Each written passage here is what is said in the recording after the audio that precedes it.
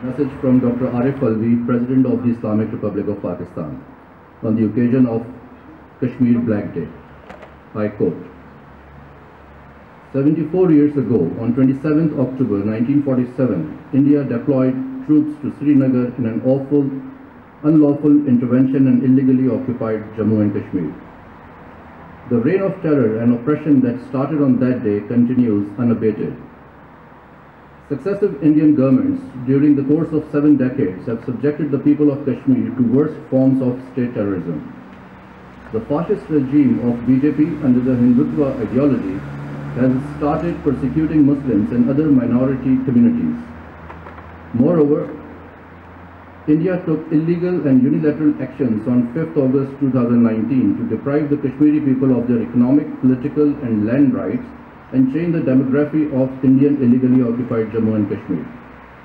Pakistan would not accept these illegal actions as they are in clear violation of several United Nations Security Council resolutions and the international law.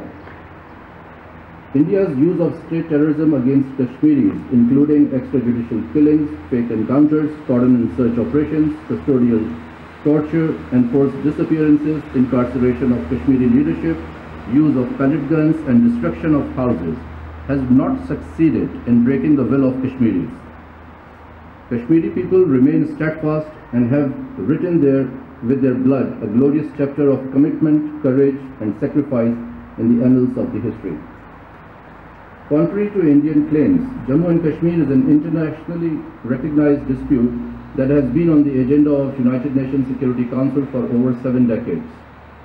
Pakistan calls upon the international community to take practical steps to hold India accountable for its gross systematic human rights violations in Indian illegally occupied Jammu and Kashmir.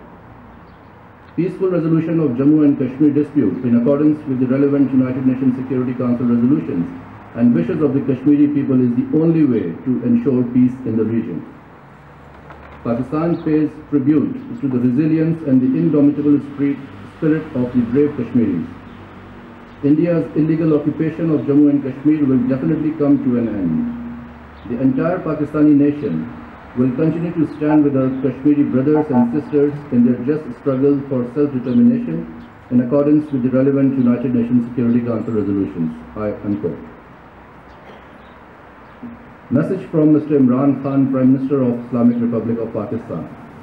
I quote, Pakistan and millions of Kashmiris observe the Kashmir Black Day every 27th October to condemn the beginning of the illegal occupation of parts of state of Jammu and Kashmir by India. It is also a day to commemorate the countless sacrifices Kashmiris have made and continue to make as they resist the inhuman occupation and subjugation by India against their will.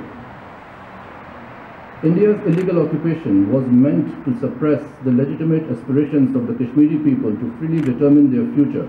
But even after 7 decades of brutal rule by Indian occupation forces, the will of Kashmiris remains strong.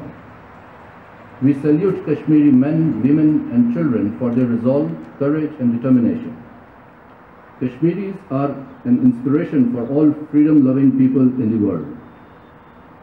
The long outstanding Jammu and Kashmir dispute has been on the agenda of the United Nations Security Council since January 1948. It is an internationally recognized dispute as affirmed by numerous United Nations Security Council resolutions.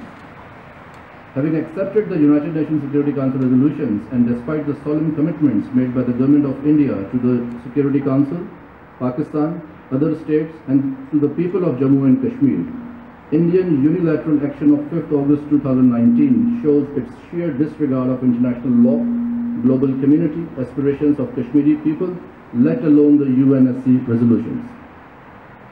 Unfortunately, today's India is ruled by the RSS ideology, whose extremist worldview has no place for Muslims or other minorities. This has led to the ruling BJP to resort to more brutal ways for suppression of Kashmiri voices being raised to attain their well-deserved right of self-determination. It has been 815 days since India imposed military siege, media blockade and other restrictions along with unilateral and illegal action of 5th August 2019. The human suffering in the shape of extrajudicial killings, in fake encounters, rape and other gross violations of human rights is unspeakable. The introduction of domicile laws by the Indian government to change the demography of the valley shows Indian intention to change the ground realities regarding this internationally recognized dispute.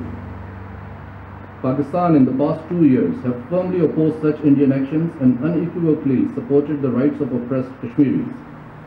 Pakistan has raised the Jammu and Kashmir issue at every forum, including the United Nations, OIC and bilaterally with important world leaders and capitals. Significantly, for the first time in 55 years, the Jammu and Kashmir dispute has been deliberated upon the United Nations Security Council. The UNSC has thrice taken up the dispute, thereby debunking the false Indian claim that it is an internal matter of India. Today, there is increased scrutiny and censure of India by the international community, including the UN and other human rights bodies. But it is not enough.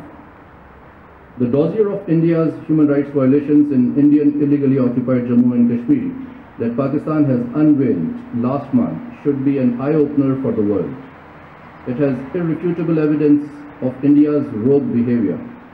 The UN Security Council has the responsibility to take steps to ensure the implementation of its resolutions, enabling the people of Jammu and Kashmir to realize their right to self-determination. A just and peaceful settlement of Jammu and Kashmir dispute in accordance with the Security Council resolutions and the wishes of the Kashmiri people is indispensable for peace and stability in South Asia. I reassure my Kashmiri brothers and sisters that Pakistan will continue to provide all possible support and stand shoulder to shoulder with them till the realization of their legitimate right and inalienable right to self-determination. I also urge the international community to play its role in pressing India to stop forthwith its human rights violations in Indian illegally occupied Jammu and Kashmir and let the Kashmiris decide their own future in accordance with the United Nations Security Council resolutions. I am Assalamu alaikum. 27th October is one of the darkest days in the modern history of the South Asian subcontinent. On this day, the nefarious design to subvert the partition of British colonial India into a state called Pakistan and India was thwarted by a concerted effort to deny the people of Jammu and Kashmir their inalienable right of self-determination. That set in motion a tragedy that continues to this day. And unfortunately, in this case, time has not been an emollient or a medicine or a diluting factor. Every year has been worse for the Kashmiris, for their brethren, we the Pakistanis, for the supporters of the right of self-determination of the Kashmiris, and indeed it has been a matter of great instability and tension for all of South Asia. The folly of Indian leaders of 1947 continues to haunt the region today. Every year is more difficult for the region and for the people concerned, and unfortunately India seems to be persisting in its foolish, misguided effort to make the Kashmiris forget that they too, like you and I, are entitled to their right of self-determination. There is no trick in India's bag that it has not tried. Force, diplomatic duplicity, legislative underhand, sleight of hand, fraud, demographic invasion, military occupation, but the Kashmiris' will for the right of self-determination continues. Their love for their freedom, their love for Pakistan is manifested at every occasion. I need not draw your attention to the wild celebrations that took place in Indian occupied Kashmir only 3 days back when Pakistan won the T20 match against India. This exuberance goes to show you, and this exuberance, by the way, at tremendous cost. People who were celebrating were doing at the risk of their lives. They were doing at the risk of the lives of their loved ones. They could be arrested, they could be tortured, they could be arbitrarily denied any fundamental rights, and yet they came out in the streets to celebrate Pakistan's victory. This is a message to India that, like all occupying powers down the course of history, it is destined to fail. Because in any contest between patience, perseverance and right, and force, fraud and duplicity, eventually patience, perseverance and right will win. The Kashmiris have held up their heads high for the last 74 years. They will continue to do so with the support of Pakistan and with the support of free-minded, fair-minded people like the people of Turkey and the government of Turkey.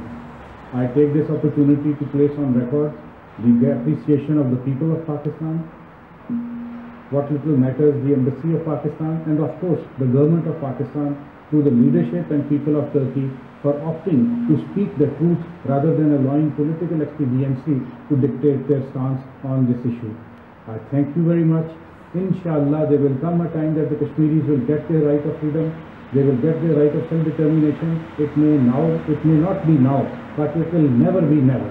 Thank you very much. Değerli Hazirun, öncelikle hepinizi saygıyla selamlıyorum. Şimdi 1947 yılından bu yana Cammu-Keşmir'de gerçekleşen işgalin 74. yıl dönümüne kadar hayatını kaybeden bütün Keşmirli kardeşlerimi buradan, Ankara'dan rahmetle ve minnetle anıyorum. Bugün Keşmir krizinin, Keşmir işgalinin Ankara'da 74. yıl dönümünü anıyoruz. Ve bu kriz insan hakları, demokrasi ve hukukun üstünlüğü bağlamında kronikleşmiş bir krize dönüşmüş. Ne yazık ki 74 yıldan bu yana bütün dünyanın göz önünde, özgür dünyanın göz önünde, demokratik değerleri, insan hakları, hukukun üstünlüğünü savunan Batı'nın gözleri önünde 74 yıldan bu yana süren bu işgal artık küresel bir boyut kazanmıştır. Dünyaya demokrasi iklimlemeye çalışanlar, insan haklarını savunanlar, hukukun üstünlüğünü savunanlar Keşmir'in 74 yıllık bu acısını da hissedebilsinler.